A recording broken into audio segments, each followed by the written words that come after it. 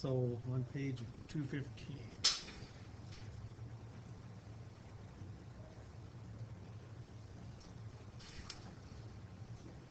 And I'm going to look at 10.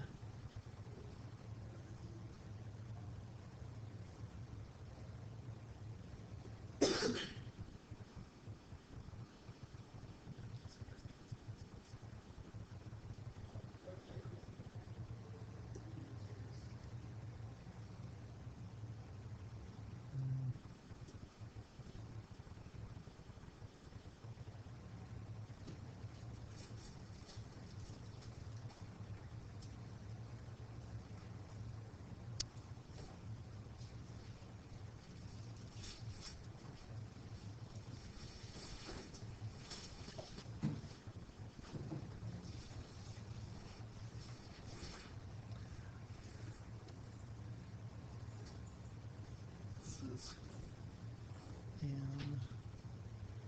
N O P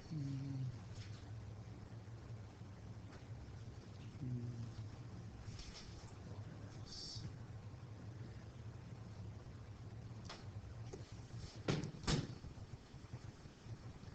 So what they're saying that you want to prove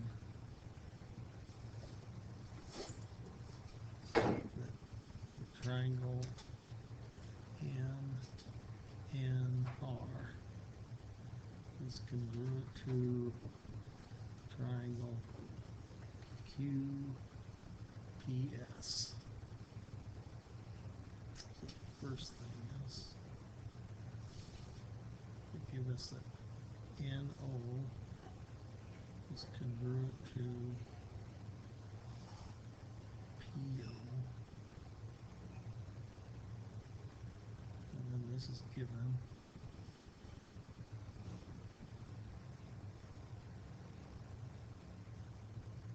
and MS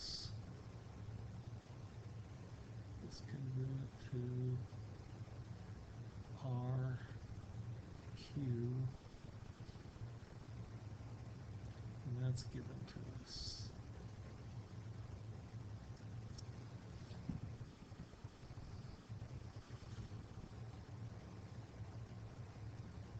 So just kind of mark these things. This NO and PO are congruent, and then MS and RQ are congruent.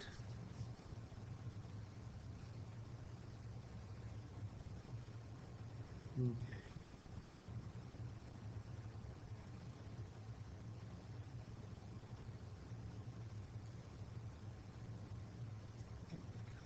NO, PO,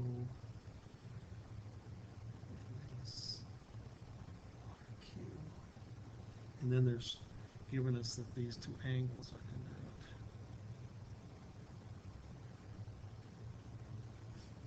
Angle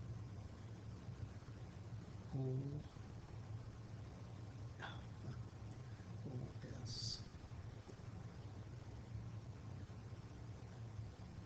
R is congruent to angle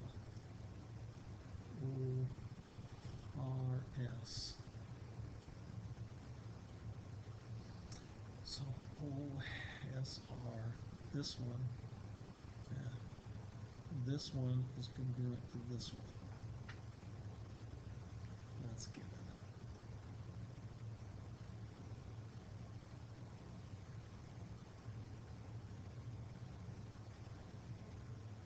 So if we look back, we can say that using the theorem,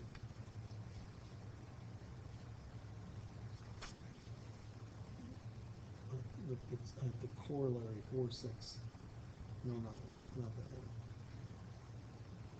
Okay, theorem 4-7. Notice if the angles are congruent, then the sides opposite those angles are congruent. So what we can conclude is that this side and this side are congruent. So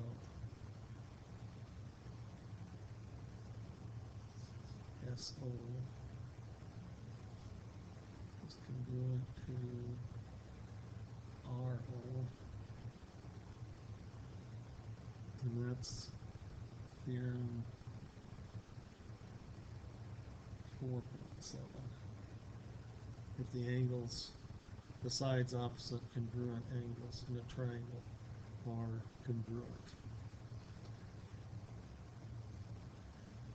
Now, in order to show the two triangles congruent, what we have to do is we're going to have to, I'm going towards the side angle side, right? But I have to have this side plus this side equals NR, and this side plus this side is PS, and then the NR and PS are congruent. And then I'll do this side is congruent to itself, and then I'll get MS and SR is, you see the direction I'm going to go. 5. I'm going to say that NR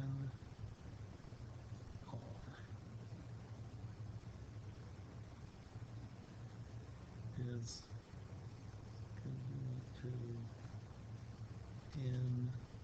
NO plus OR. And that's just addition of congruent sides.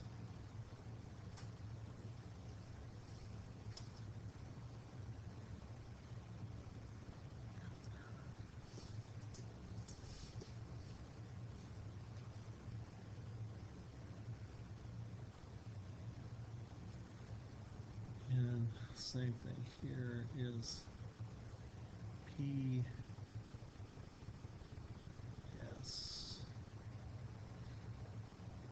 congruent to PO plus OS. And you're adding congruent sides.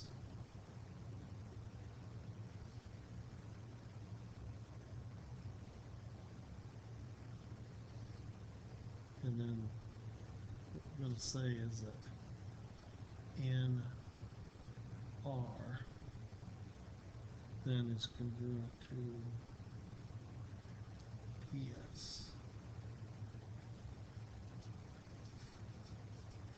And that's a transitive property.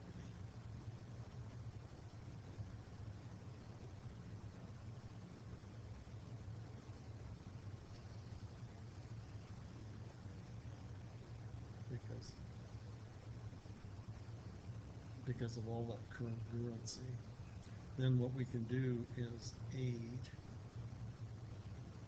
We can say SR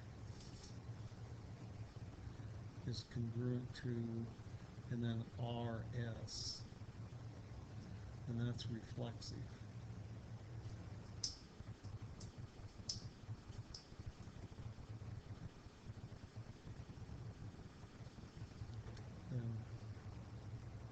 Then we'll say MS plus SR is congruent to QR plus RS. And that's kind of the same thing I did before. I'm kind of stating it different. This is adding congruent elements.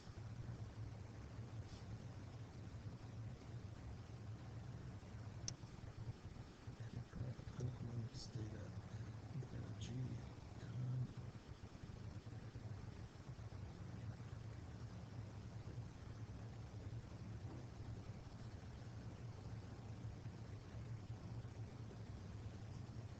and then we can say MR is congruent to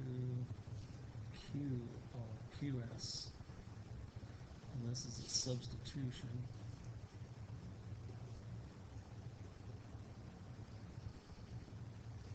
And now what we have, this thing and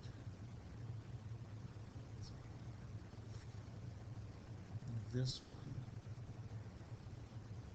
one, along with this angle right up here, give us congruency of the two triangles. So we could say 11. And then what we better do is make sure that we're the triangle, and they were saying M, N, R is congruent to Q, P, S, and that's side, angle, side.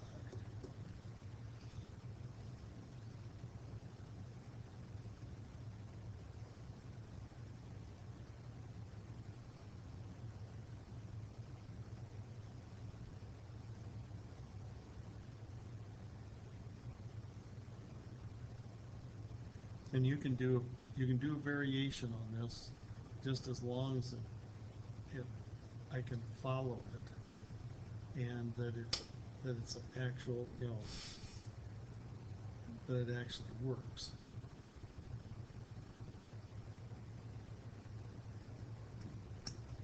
Makes sense.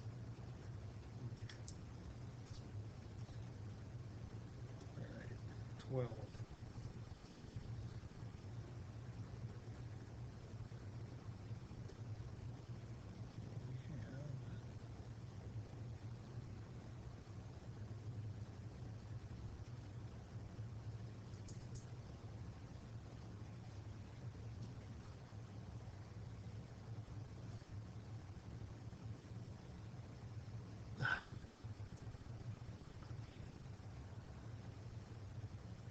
Okay. So we have A, B, C, and D. We're trying to prove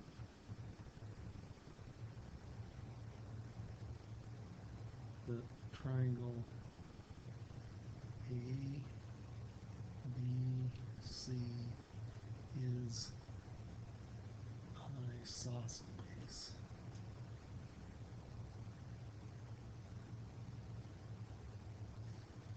Now, the definition of isosceles is that two sides of the triangle are equal. That's basic definition. So that's what we're going to be trying to do. It shows two sides of the triangle are equal. Well, the first thing is what's given to us. It says BD is altitude.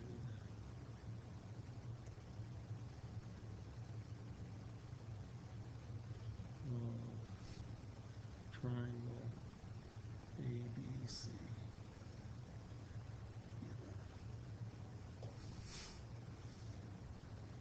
So number 2, that says that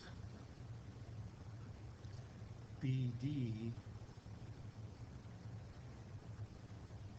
is perpendicular to AC, and this is the definition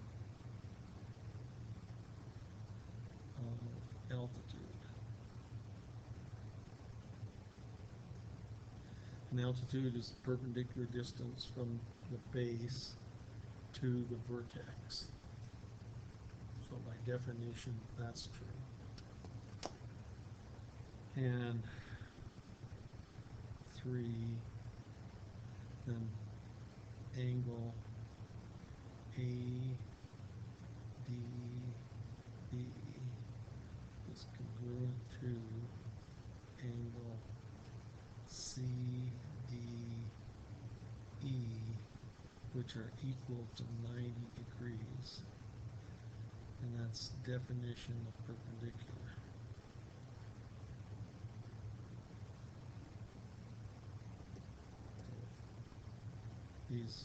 These have got to be 90-degree angles, and makes those two congruent.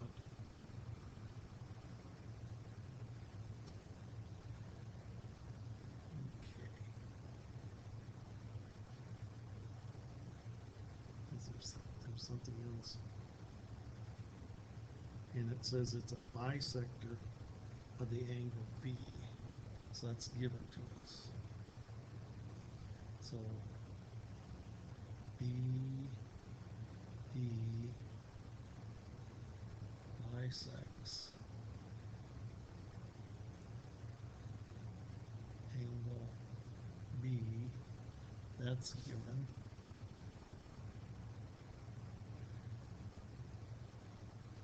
And therefore angle ABD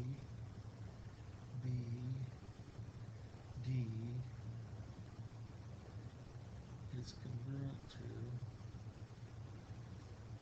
angle CBD, definition of bisection.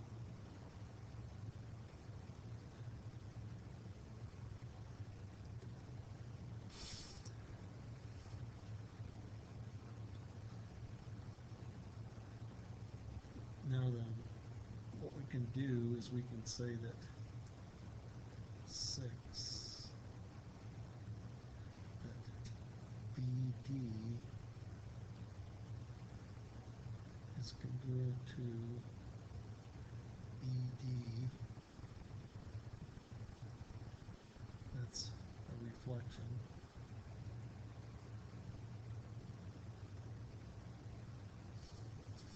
And that leads us to the conclusion that the triangle ABD is congruent to triangle CBD, and that's angle, side, angle.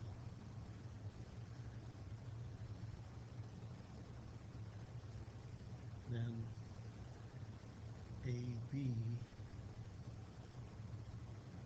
is congruent to CD, corresponding parts, and just CP is just all you have to put for corresponding parts of congruent triangles.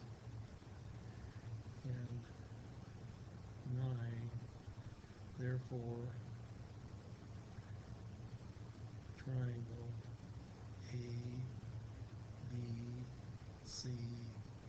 is isosceles.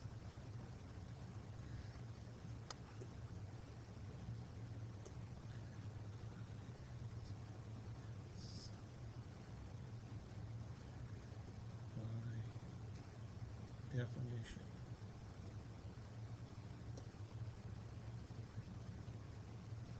Because the definition of an isosceles triangle is that two sides are congruent.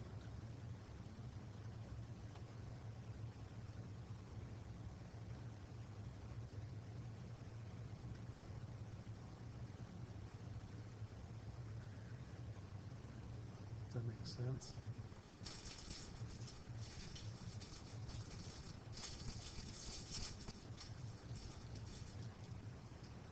Have you got it? Have you got that all written down? Got it, Howard? Yeah. Okay. Okay, 14. Says prove or disprove for any triangle ABC. So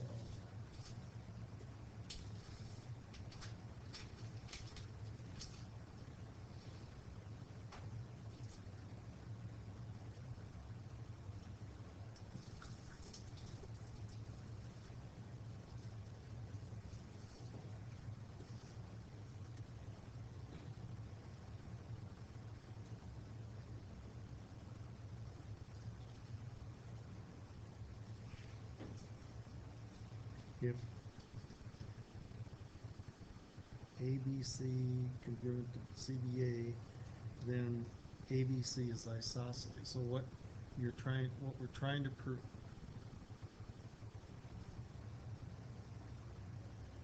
the triangle ABC is isosceles. So if we can show that a pair of sides are congruent, then we can say that the triangle is isosceles by definition. And what we have given to us is that triangle ABC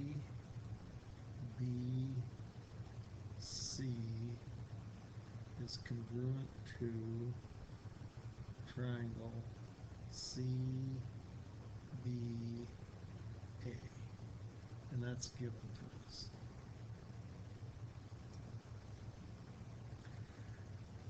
So if ABC is congruent to CBA, then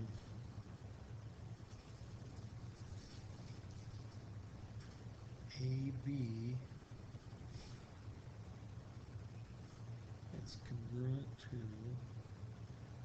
CB,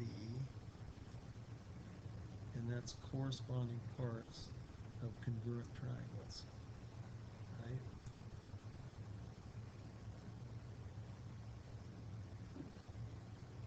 Now, if those two are congruent, then by definition, ABC is isosceles, right?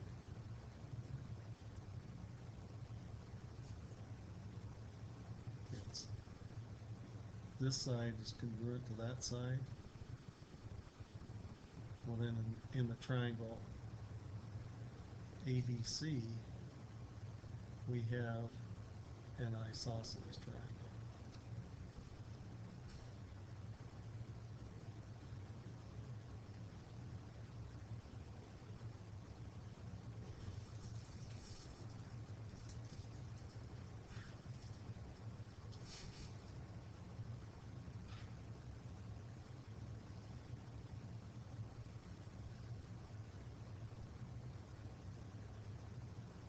Pretty simple proof.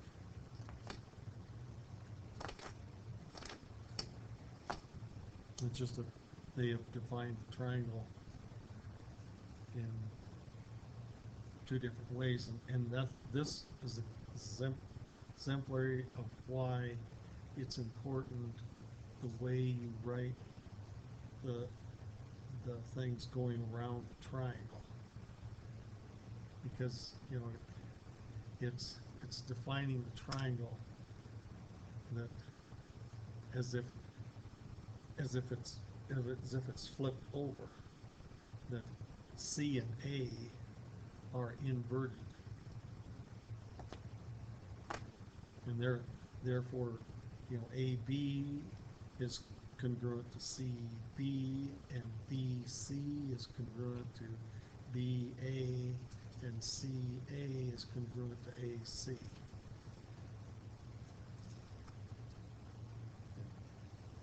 And then you can do angles the same way. Angle A and angle C are congruent, B and B are congruent, and C and A are congruent. So you can get all of those that way. But isosceles is just that you can show that two sides of a triangle are congruent, and then it's isosceles.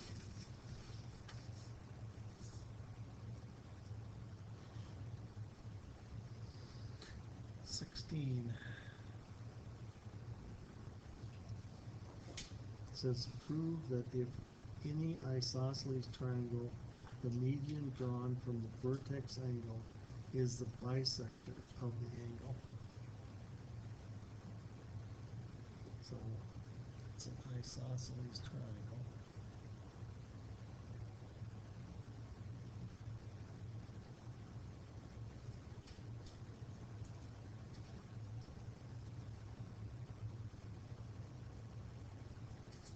median, by definition, bisects that base. That's the definition of a median, is that it bisects the base, right? So we want to prove that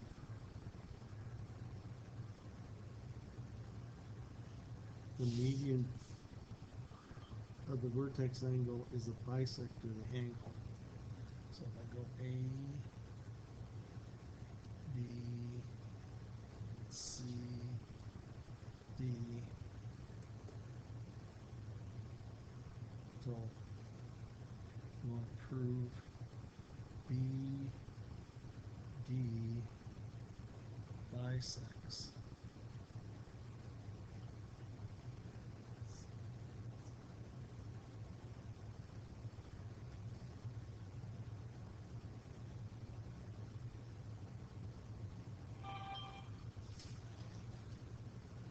bisects, I guess I don't want to say the base, A, C, no, bisects the angle.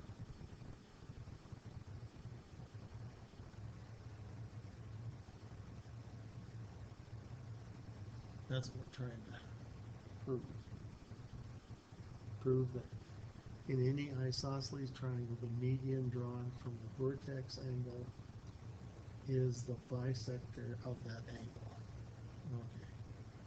So the first thing is triangle A, B, C is isosceles. And that's given. So that says that AB is congruent to CB. Look, what I'm going to do is I'm going to show that those two triangles are congruent. And then when I show they're congruent, then I'm going to show that those two angles up there in that B angle are equal. And then I'm going to use the definition of bisecting an angle to say that that does bisect. That's where I'm going with it.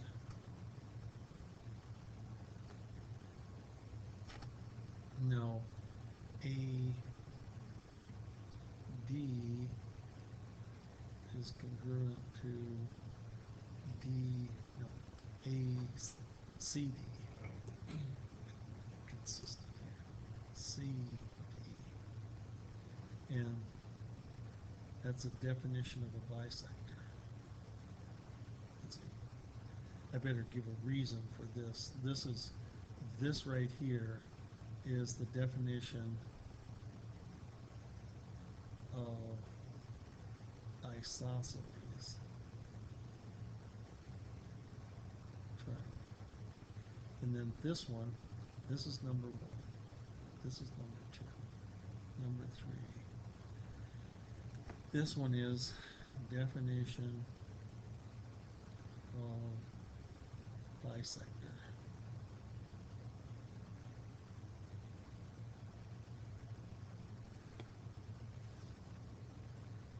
4.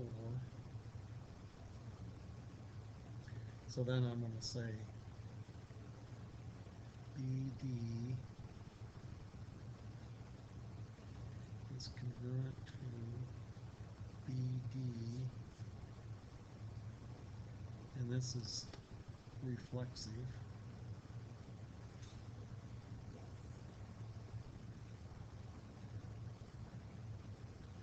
And I can say that triangle A, B, D is congruent to triangle C, B, D, and that's side, side, side.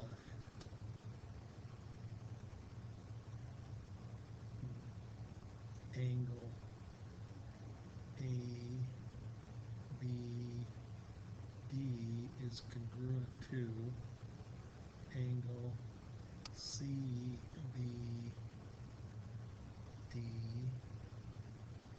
and this is corresponding parts of congruent triangles.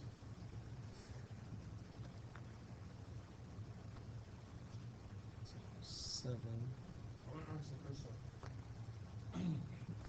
What? What if you go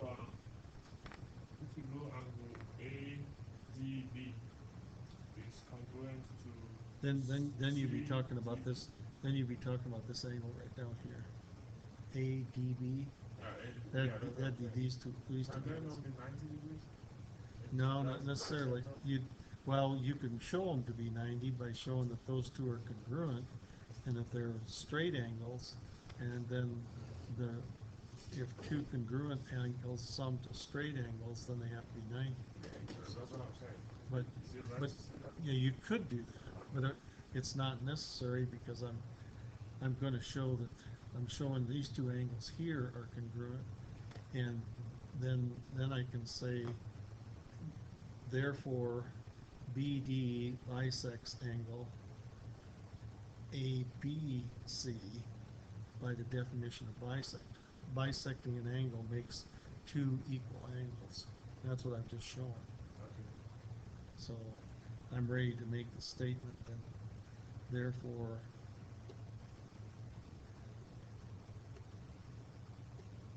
BD bisects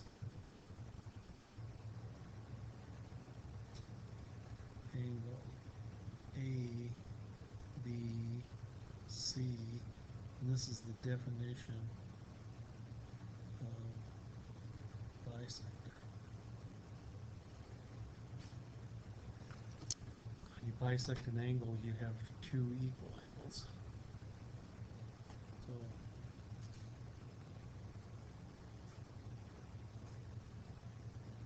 I've proven that BD then is the bisector of the angle.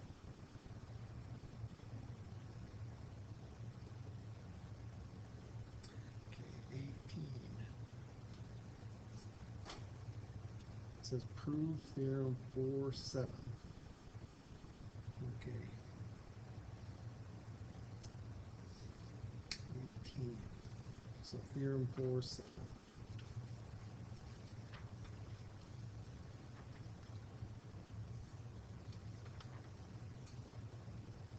So it says if two triangles, if two angles of a triangle are congruent, then the sides opposite the angles are congruent.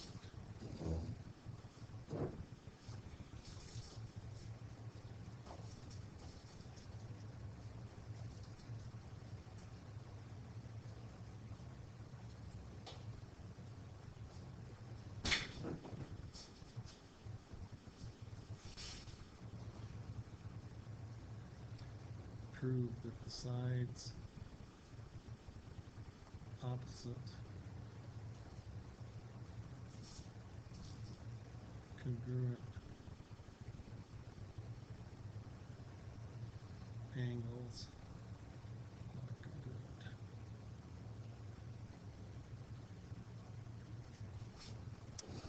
Okay.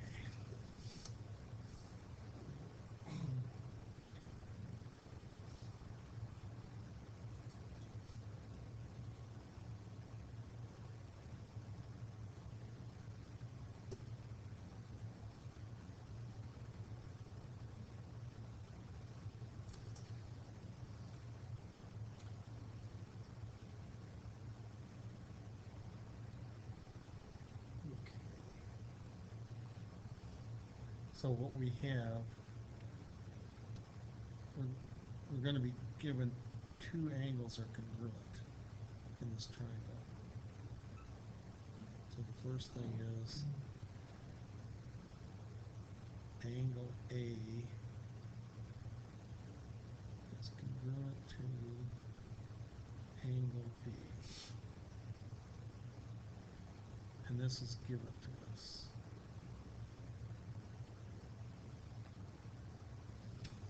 Now, what we'll do, choose our triangles. We'll consider this. Consider triangle A, B, C, and triangle B, A, C. That's what we're going to look at. So what we have is we have angle A and angle B are congruent. And then what we can do is we can say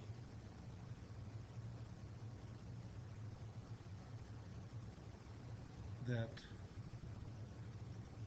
A, the side AB on the first triangle is congruent to side BA in the second triangle by the reflexive property.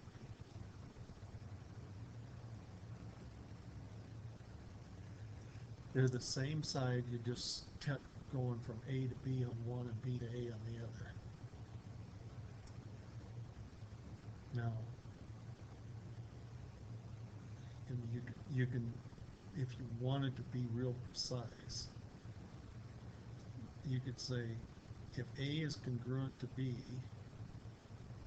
then B is congruent to A.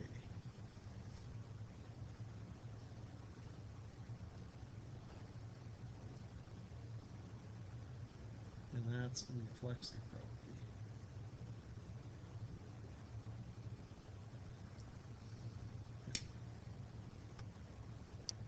Because what you're doing is you're swapping them. So now then, what I have, in the one triangle, I have in ABC triangle, I got A that in the BAC triangle, A is congruent to B. And then in the ABC triangle, I got the B angle is congruent to A in the other one. Understand?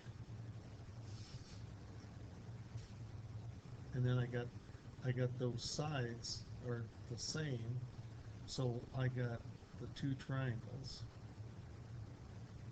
I got the two triangles.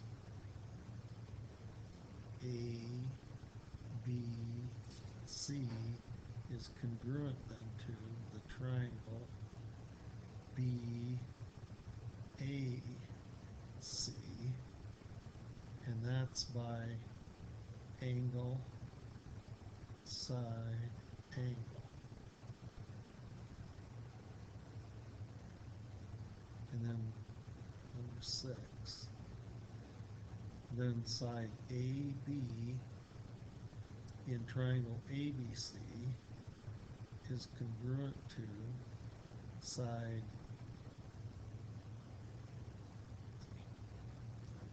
I don't want to do that. Side A, side CA in ABC triangle is congruent to side CB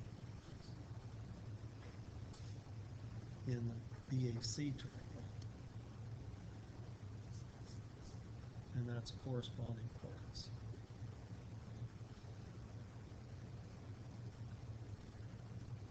Now,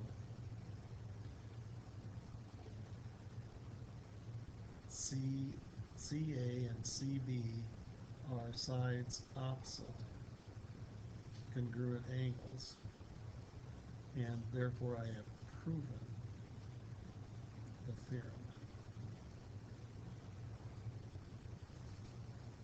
Therefore, theorem 4.7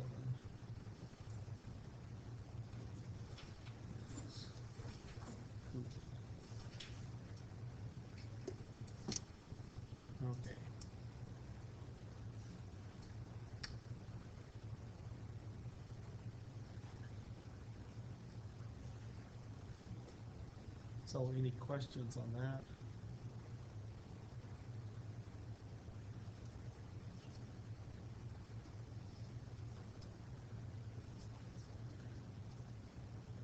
The next section is construction. And construction is you use two things, a compass and a straight edge. And the straight edge has no markings on it, and the compass has no markings on it. So everything that is done just with those two instruments, and they're showing that to you on 218. Those are the two instruments. Notice there's no, you don't have any way to measure anything in terms of the instrument, but you actually can measure a physical distance by the compass. You can draw a straight line with the straight edge, and with the compass, then you can lay off distances on the straight line, on different straight lines, and verify that those are the same. And they're going to talk about copying a segment.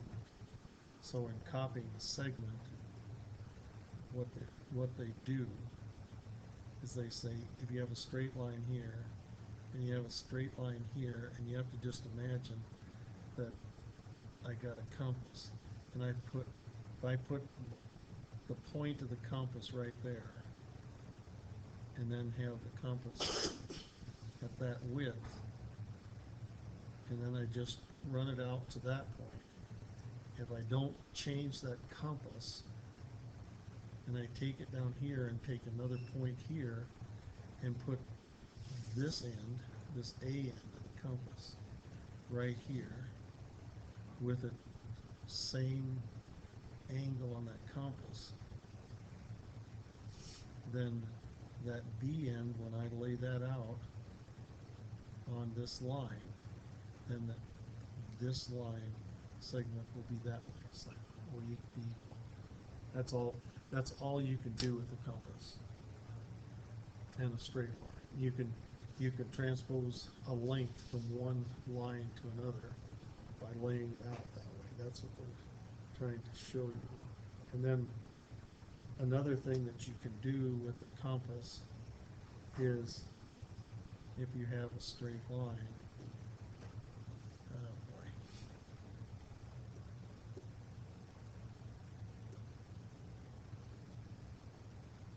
you can take your compass, put the point right here, and then lay out an arc like that. And if you want to transpose an angle, and say the angle is like that, you've laid out that arc. If you want to transpose that angle, then what you can do with that is you go down on a different line, and you can take that, you can put the compass down here without changing the length that you've laid that arc, and you lay out a new arc that is the same distance from here out. That distance is the same. Then you take your compass and you put the point of it here, and you swing an arc that's there, and you put the point here, and you swing that same arc right there, and that point right there will then constitute, when you draw this ray, that angle then will be the same as that angle. So you can, you ever done construction with compasses, straight edges? And that's what they're going to show, and then you can verify that the two are the same. You can say that those angles are the same because you've laid out this distance right here that's the same. You've laid, so you got, what you have is you have this distance right here is the same as this distance, which is the same as this distance, and then these two distances here are the same. And therefore you have two triangles that are side, side, side congruent, and therefore the blue angle has to be congruent.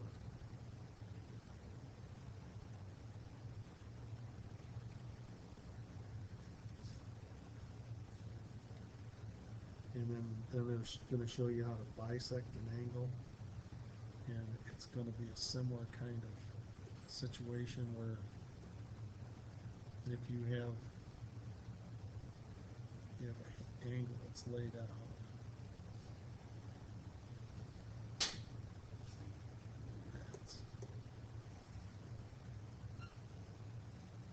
then what you do with your compass is you swing an arc like that, and you've established this side and this side are congruent.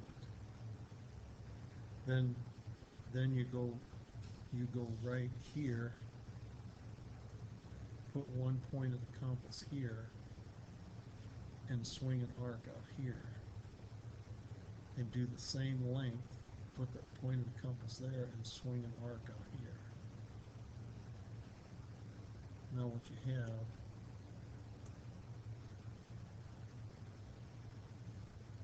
is you have those two distances that are the same, and then if you join a line from here out to here, you got a triangle that is,